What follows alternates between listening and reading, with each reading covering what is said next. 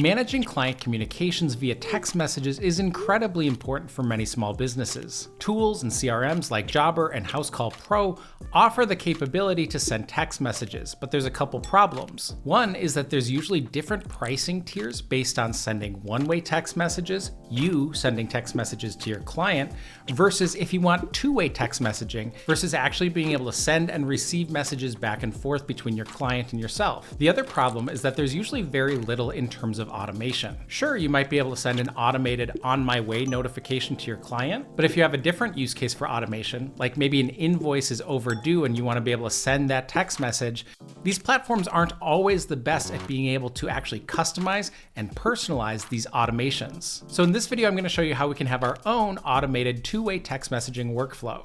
Hey, I'm Dan Lehman from Chromatic.com, and we help construction, trades, and home service businesses get automated by tailoring software to the needs of your business. So in this video, I'm using a couple different tools to be able to manage this process. One of them is called Airtable, and Airtable we use for a lot of custom builds to really create your own custom business processes. The other one is called OpenPhone, and OpenPhone gives me this collaborative inbox where we can send and receive text messages and phone calls, and we can have multiple people in our company be able to respond to those out of a single line. So Airtable here is where we store information about our job. And in this case, we've got a client, we've got Dan, which is myself, but he's asking, hey, how much do I owe you? So this is a text message that he's sent inbound to our text messaging, and we can see it right here in the Airtable UI. Please note this is a custom component that we have built. So if you sign up for a free trial of Airtable today, you're not going to see this, but feel free to reach out if this is something you want to take a look at. So he sent us a message, and of course we could start typing back our own message to be able to send out, press the send button, and he'll receive it. But when we're working with a lot of clients at one time, we might not necessarily want to type their name, just in case we have typos or things like that. So here I can type an @ symbol and I can search for greeting and click on this, and this is going to automatically pull in that customer's name. Okay, well, let's be honest, that's a pretty simple use case, and we can see my name, Dan, right up there. So this isn't the most complex thing in the world. But think about what the client's asking us to do. How much do I owe you? Well, this would typically take you looking up information about their latest job or invoice. You'd have to open up a new tab, go search for them, find that information, copy and paste it into the text messaging interface. But let's try a different template here. We could put that same @ symbol and type in job payment, and here we can see, thanks for checking, the amount for your invoice is this amount, and here's a payment link. Now, the really cool part about this is not a static template. I don't have a template that has $1,250 typed into it. That wouldn't make sense. Instead, this is contextually pulling information from that customer's record, from that job record, to automatically inject it into our text messages. But let's try this with a different client. So instead of Dan, if I select Michael, and we don't actually have any text messages with him, but let's use the same premise. He wants to find out information about what he owes. So we can do the same thing and search for that job payment. And when we select it, it has a very different message. Looks like we're all settled. Thanks for your payment, and a different payment amount. Now, I'm not doing any magic or editing behind the scenes to be able to copy and paste in different messages.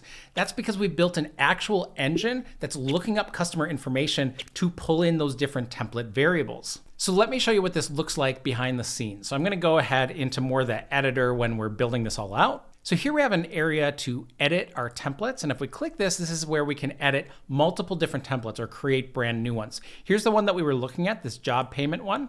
If I click into it, you'll notice that there's different syntax here, that we actually have business logic built in, not just simply a variable name. So for example, we're saying if the payment status equals paid, then we have the message, looks like we're all settled, thanks for your payment of, and then we're actually injecting that invoice amount. Or if the payment status is invoiced, then we can say, thanks for checking, the amount of your invoice is, and then again, display that invoice amount and display that payment link. We could continue to extend that logic if we wanted. Maybe the invoice status is past due, therefore we want to light a fire under them a little bit to get paid. So that's how we handle automation via templates to really speed up that process to be able to communicate with our clients. The other thing that a tool like Airtable lets us do that we can't in a lot of other platforms is that we have actual automations baked into the platform. Now, certain platforms like Jobber are going to say that they have automations, but if you go to their triggers, you'll see that it's pretty limiting. You'll see options to say, hey, if the date is today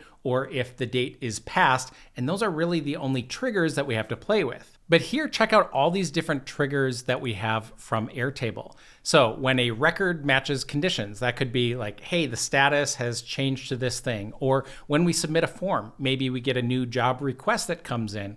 Or a record's created, we have a new on-site inspection.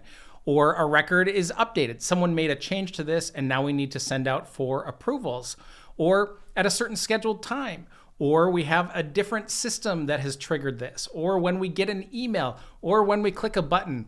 There are so many different things that we can do within Airtable to be able to trigger new automations. So just to show you what this might look like, we could add a trigger for when record matches conditions, and we could choose from our jobs and then add a condition to say when the job status is going to be equal to completed.